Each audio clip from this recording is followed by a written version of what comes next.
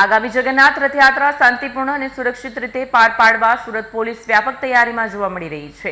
આ અંતર્ગત Surat railway station ખાતેથી પોલીસે ફ્લેગ માર્ચ સાથે રિહર્સલ હાથ ધર્યું। સુરતમાં આગામી જગન્નાથ રથયાત્રાને સુરક્ષિત અને શાંતિપૂર્ણ બનાવવા પોલીસ તંત્ર સંપૂર્ણ સજ્જ બન્યું છે। ઝોન 4 ડીસીપીના માર્ગદર્શન હેઠળ રથયાત્રાના રૂટ, રેલવે સ્ટેશન અને અન્ય સંવેદનશીલ વિસ્તારોમાં ફ્લેગ માર્ચ તથા કોમ્બિંગ ઓપરેશન હાથ ધરાયું। સાથે જ ટ્રાફિક વ્યવસ્થાનું રિહર્સલ કરી સુરક્ષા અને વાહન વ્યવહારની તૈયારીઓની સમીક્ષા કરવામાં આવી। પોલીસ દ્વારા નાગરિકોને સહકાર આપી શાંતિપૂર્ણ વાતાવરણ જાળવવાની અપીલ કરી છે। 16મી જુલાઈએ ભગવાન જગન્નાથ સમગ્ર સુરત શહેરમાં ભ્રમણ કરશે, એમની શોભાયાત્રા છે અને સમગ્ર સુરત શહેરના લોકોને દર્શન કરવા માટે સમગ્ર સુરત શહેરમાં શોભાયાત્રા રૂપે ભગવાન જગન્નાથ ફરવાના છે।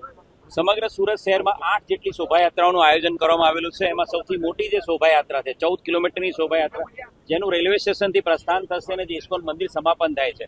આ શોભાયાત્રા રૂટ ઉપર આજે પોલીસ કમિશનર વામાંગ જમીર સાહેબના માર્ગદર્શન હેઠળ ફૂટ પેટ્રોલિંગ અને ફ્લેગ માર્ચનું આયોજન કરવામાં આવ્યું છે। સાથે સાથે તમામ 8 શોભાયાત્રાના ભાગ સ્વરૂપે, એના તૈયારીના ભાગ સ્વરૂપે તમામ પોલીસ વિસ્તારમાં શાંતિ સમિતિનું મિટિંગનું આયોજન સિનિયર ડીસીપી રેન્ક ઓફિસર દ્વારા કરવામાં આવ્યું છે। તમામ આયોજકો સાથે 1-to-1 મિટિંગ કરી લેવામાં આવી છે। શોભાયાત્રા રૂટનું પણ સેન્સિટાઇઝેશન અને ખાસ કરીને બીડીડીએસની ટીમ દ્વારા પણ શોભાયાત્રા રૂટને ચેકિંગ કરવામાં આવેલું છે।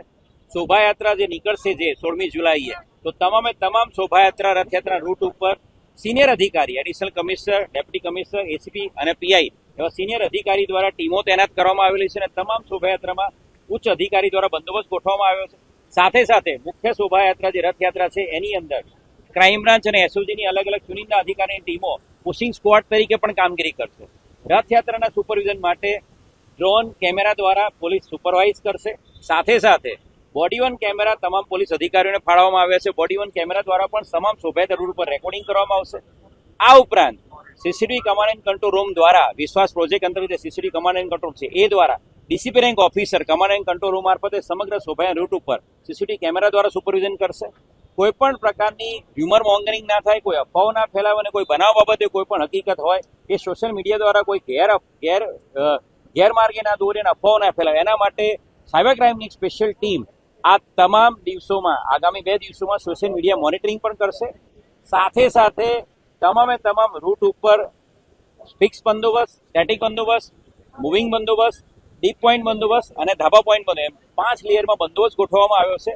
સમગ્ર સુરત શહેરની જનતા અને મીડિયા મિત્રોના માધ્યમથી ભગવાન જગન્નાથજીની રથયાત્રામાં પ્રસાદ માટે, કીર્તન માટે અને દર્શન માટે લોકો જોડાય એવી તમને અપીલ કરું છું અને લોકોને એકદમ ધાર્મિક વાતાવરણમાં અને સામાજિક અને સૌહાર્દના વાતાવરણમાં લોકો આ તહેવાર ઉજવે એવી શુભકામનાઓ પાઠવું છું।